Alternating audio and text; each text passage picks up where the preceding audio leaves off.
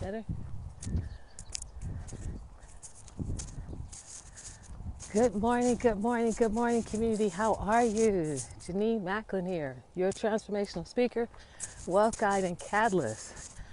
Good morning, West Coast. We got a beautiful sunny day. It's going to be hot. Good morning, East Coast. How are you today? Some things we should really be notice. We should really know, but I miss it. Today I set an alarm so I can make sure I stop missing my calls. Wednesday I went back and had the stitches taken out from that cut I had. Still kind of open. So I hadn't had stitches, and then when they took the stitches out, I just completely forgot about my call. But today, I wanted to come on and see how you're doing. It's Friday facts and Friday fun. What's going on where you are? Here we go. Hashtag replay. What inspires you? Tell me, what's inspiring you? I was just inspired by being out here in the beautiful weather. The sun is shining. There's all kind of sage along my route. It smells so good. And it's beautiful. I always let you guys see, depending on where you are. You know what Pasadena, California looks like. But I wanted to hop on today. Okay, let's talk about some facts. Facts is voting is happening. Fact is you got to plan. No question, no doubt about it. You have to plan. You can't wait till the last minute. You can't think, oh, I'm going to do it like I did it last year. Nope. Can't do it like you did it last year. Not happening. I saw somewhere a woman took her lunch, she took water, and she took a chair and a pillow. She was in line for 10 hours. Wait a minute, is this better? Okay, she was in line for 10 hours to vote. So do not think it's like it used to be. Even the vote by mail, out here we had boxes that were unofficial boxes that the Republicans had. And so if you put it in a box, you have to make sure it's the correct one, at least here in California, where we are. We're in Pasadena, Los Angeles. So that's even become a little ishy and fishy. So I have my vote by mail. I'm just going to walk it into the polling place where I normally go, put it in their box. So it's happening. Go early. Do not wait.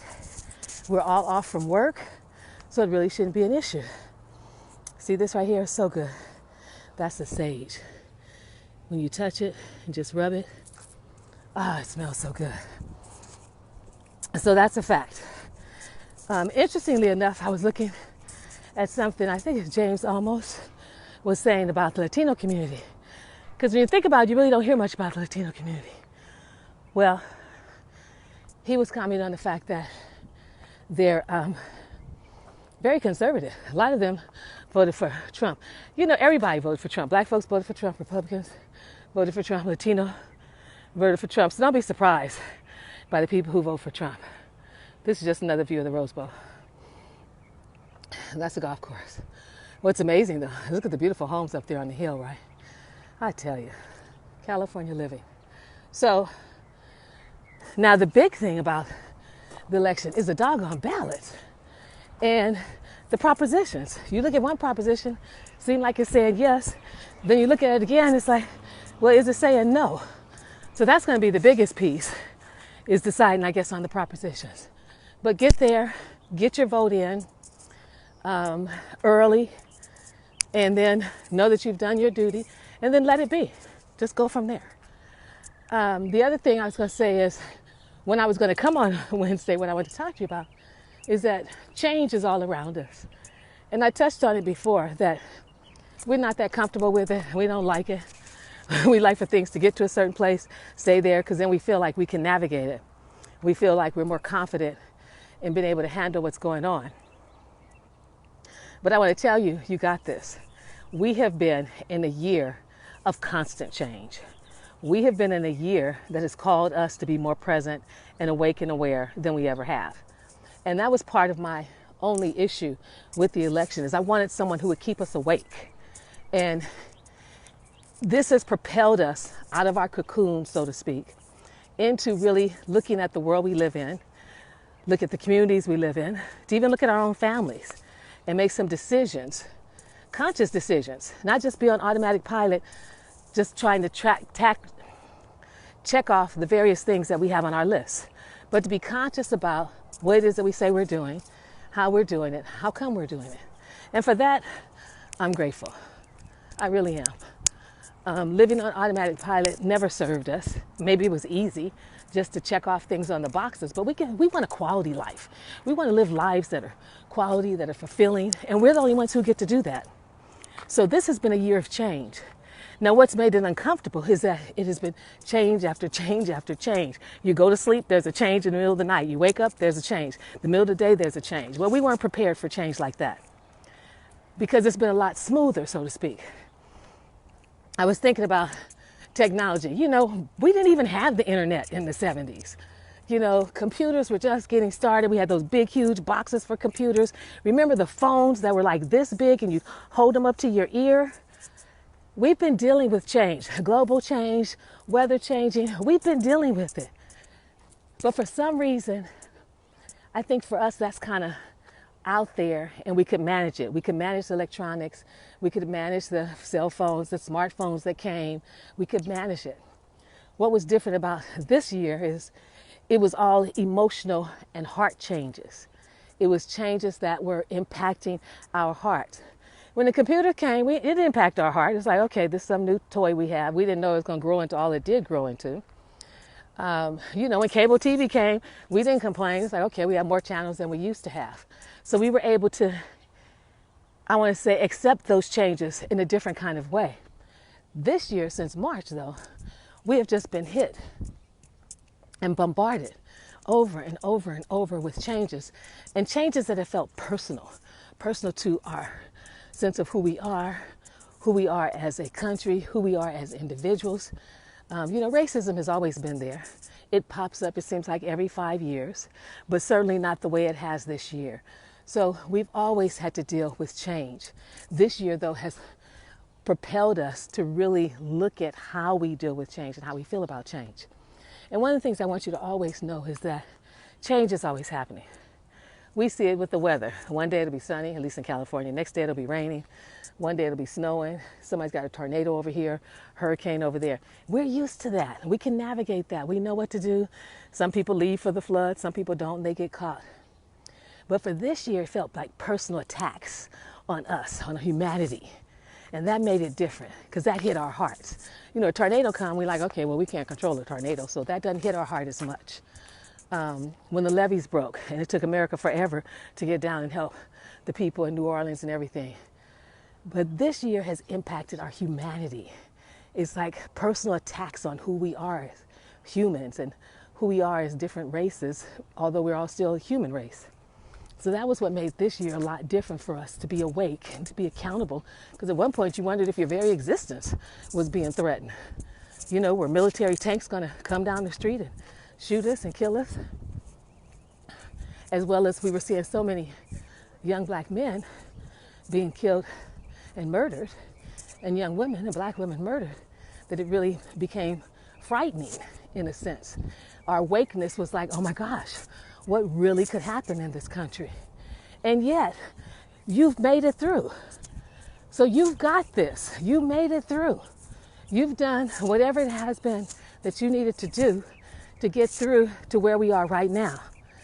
Now, when it started, I kept saying, we're here, we're here, we're here.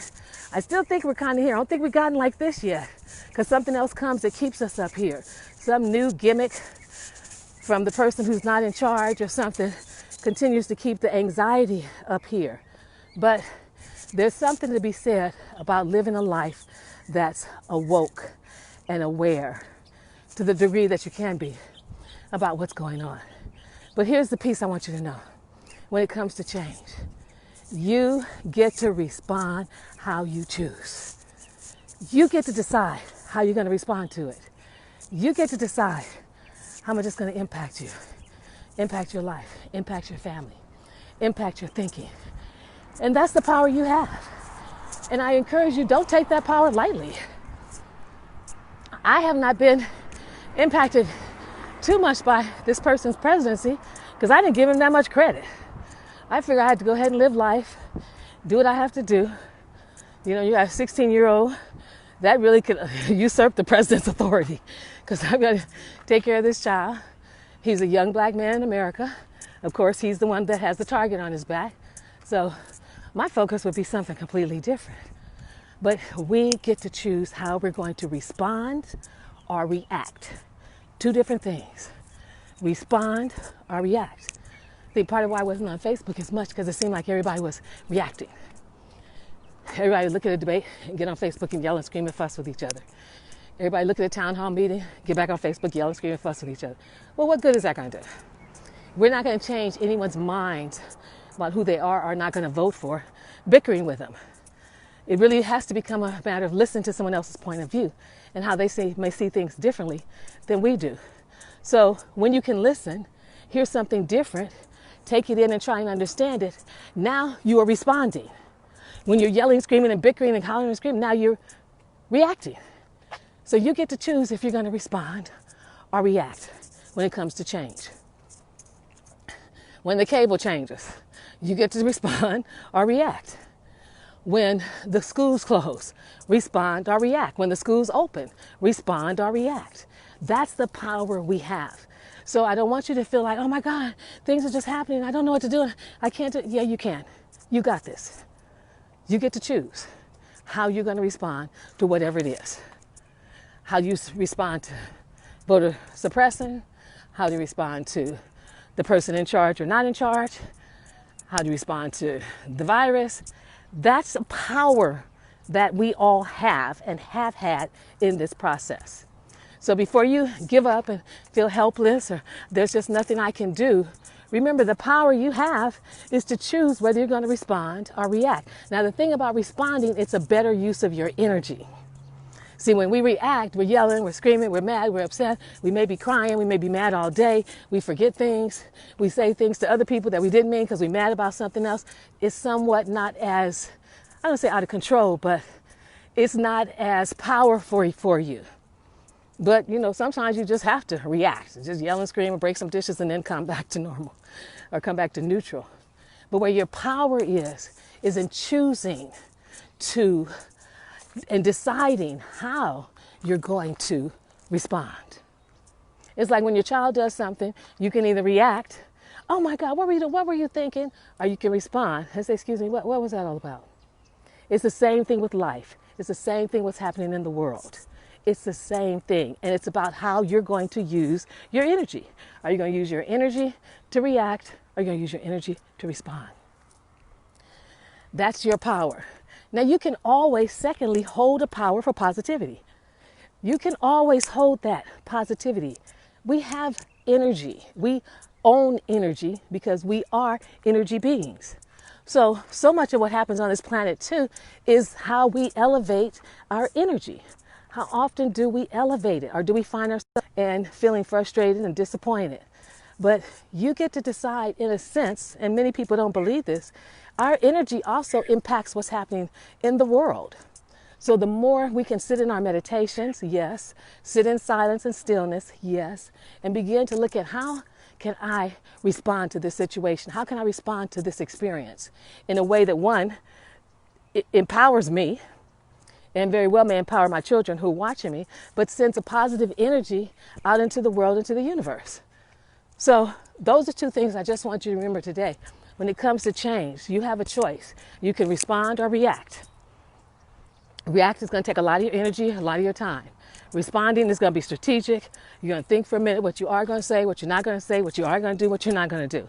Some people have left California or left Los Angeles, I guess, California, moved to other places. People made all kinds of choices based on what was best for them. So please don't think you're hopeless. Don't think you're helpless. Don't think you just have nothing. You do. You have resources. You have a power within you, and you get to choose how you are or not going to use that. Fun. Oh my God, fun. It is so hot in California. Fun. Find a swimming pool, find a water hose, find a slip and slide. I'm always talking about water balloons. I've been talking about water balloons since springtime, right? It will be 102 in places today. So I think right now it's already like 86 in Pasadena, California. Create some fun for yourself. Because part of being awake is to realize that you get to choose. You get to choose. Nobody said you couldn't have fun during these challenging, transformational, evolutionary times. Nobody said you couldn't laugh. More restaurants are open. I've been supporting more of the local communities and going and sitting outside. It's nice. I don't care what the other people say. This right here is God's. This air right here, and so far being out here breathing without a mask has not brought me anything but air. So no, I don't go where it's crowded. I don't go where there's a whole bunch of people. But out here, I get to do this and breathe. So find those places and spaces for you and your family and your children where you can breathe and not be nervous and concerned that if somebody goes, I don't even think I hear coughs anymore. Have you been out? I don't think I even hear coughs anymore. I think I heard one woman cough the other day, and you could tell it was a regular cough, so you didn't do anything. But in the beginning, when people would cough, you'd be like, okay, do you have COVID? We may live this way for another 6 months, is what I want you to realize. It may not be coming to an end because I don't know that there's a vaccine. And quite frankly, I'm not so sure how much the person in charge really had COVID or not, or what he is or isn't taking, or was or wasn't taking. When you have an actor in the highest office in the United States, I just figured they're going to keep acting. So what I'm saying, though, is you can be out if you choose to. There are parks, there's places by the beach where there's fresh air. Just don't be around all the other people. And that's not going to cost you anything but gas or a bus ride or one of the free rides if your community has it. But create your fun. Part of being awake and aware and this alert is to be able to use some new muscles that maybe you haven't developed, because you've been used to reacting, going. Now that everything is slowed down, it gives us a time to really assess what we're doing in our lives, how we're doing our lives, and how we may want to do our lives differently. Because before we were moving so doggone fast, we didn't have time to really think about it. I met with a friend yesterday who's also a colleague. We mastermind together. She has her business. She's in interior design. And I was feeling somewhat stagnant because our group hasn't been meeting.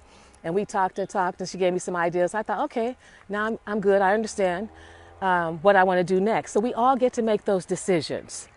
So don't allow yourself to think that you're stuck, you're helpless, there's nothing you can do. There's always something you can do. And part of being awake is for you to recognize the power you have. Because when we were on automatic pilot, we weren't really thinking about what we could do and what our choices were. We were just doing. Now we are thinking on a consistent basis what we want to do, how we want life to look, how we want life to look for our kids, how do we want the future to look for our kids. That's what we're doing now, way more than we ever have. And that, for being awake, is so amazing to me that that's where we are. So have a good weekend.